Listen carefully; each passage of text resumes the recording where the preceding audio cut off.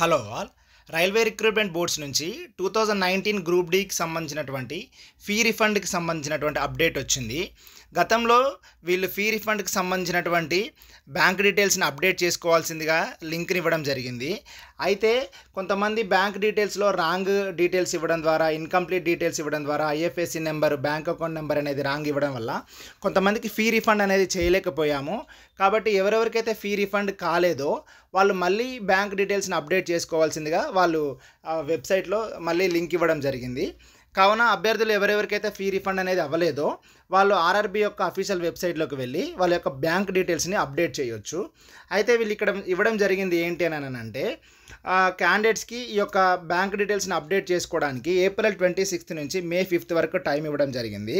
అయితే ఇది లాస్ట్ ఛాన్స్గా వాళ్ళు ఇవ్వడం జరిగింది. అంటే బ్యాంక్ డీటెయిల్స్ అప్డేట్ చేసుకోవడానికి ఇదే లాస్ట్ ఛాన్స్, మళ్ళీ ఛాన్స్ ఇవ్వడం జరగదు. అయితే ఇంకొకటి మెన్షన్ చేయడం ఏం జరిగింది అని అంటే only 1 refund per bank account will be allowed. అంటే ఒక బ్యాంక్ అకౌంట్కి ఒక రిఫండ్ మాత్రమే చేస్తామని చెప్పేసి కూడా వాళ్ళు మెన్షన్ చేయడం జరిగింది.